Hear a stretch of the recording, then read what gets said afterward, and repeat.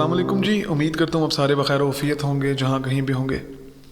ایک سال پرانی بات ہے. میرے ایک جاننے والے ہیں, انہوں نے مجھے اپنا ایک قصہ بتایا. وہ کہتے ہیں کہ یہ بڑا ایک روحانی قسم کا قصہ ہے, اس میں انشاءاللہ آپ محظوظ بھی ہوں گے.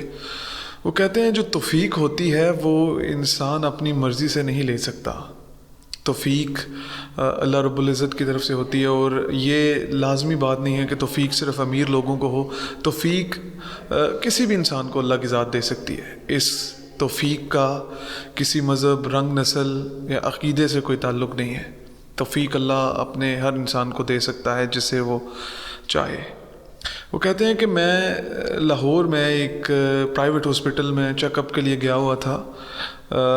تو وہاں پہ کافی مہنگا پرائیویٹ سیٹ اپ تھا, اور میں وہاں پہ گیا, اور وہاں پہ جب میں چیک اپ کروا رہا تھا تو اچانک ایک بندہ باہر سے آیا, اس نے دستک دی اور اندر آ گیا سیدھا.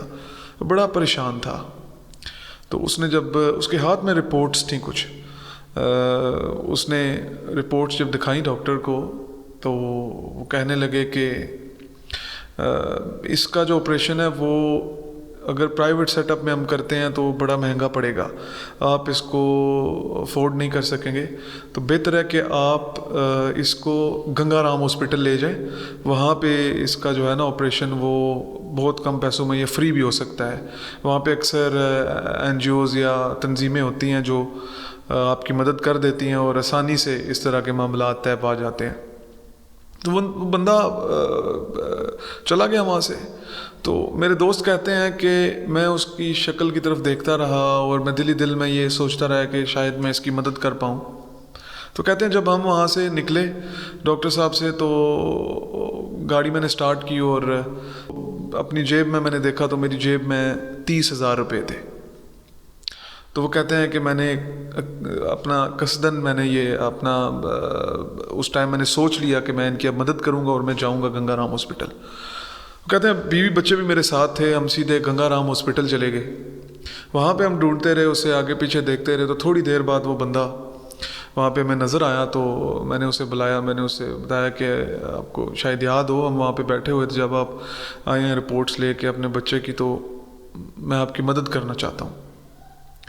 تو وہ کہتے ہیں کہ میں نے پیسے نکالے اور اس کے ہاتھ میں رکھے, اور اس بندے نے آگے سے انکار کر دیا لینے سے کہ جی میں پیسے نہیں لوں گا, میں انشاءاللہ پیسوں کا بندوبست کر لوں گا, صاحب جی آپ کی بڑی مہربانی. تو وہ کہتے ہیں کہ میں نے اسے کہا یار یہ کوئی چھوٹی موٹی رقم نہیں ہے, یہ 30,000 روپے آئے, 30,000 روپیز ہیں, تو آپ لے لو, یہ کوئی صدقہ خیرات نہیں ہے, بس یہ میری طرف سے ایک مسلمان بھائی کو تحفہ کیا کرنا. انہوں نے کہا تو لیکن وہ سٹل اس نے کہا جی میری سمجھ میں نہیں یہ بات آ رہی, میں نہیں یہ چیز پیسے رکھ سکتا آپ کے. تو وہ کہہ کے یہ بات چلا گیا.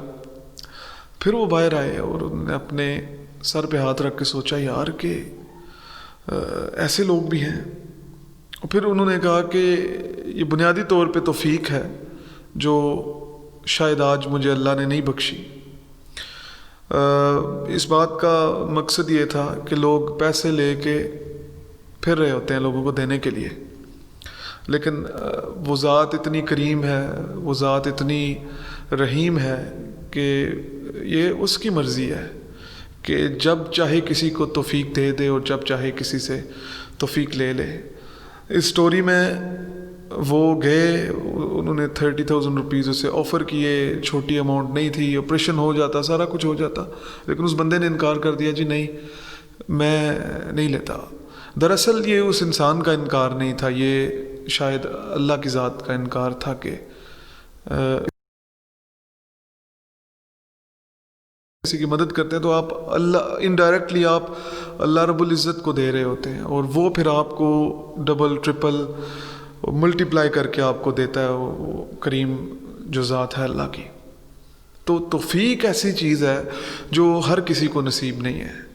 بڑے بڑے آپ نے دیکھے ہوں گے ملینئر بلینئر انڈسٹریلسٹس دنیا گھومتے ہیں, ہر جگہ جاتے ہیں, بڑی بڑی گاڑیوں میں پھرتے ہیں, لیکن پھر بھی جب دینے دلانے کی بات آتی ہے تو وہ شاید ہماری جو سوسائٹی اس میں سب سے غریب انسان کی طرح وہ اپنے آپ کو پیش کرتے ہیں، حالانکہ ہمارے سوسائٹی میں جو غریب لوگ ہیں ان کے دل بہت کھلے ہیں.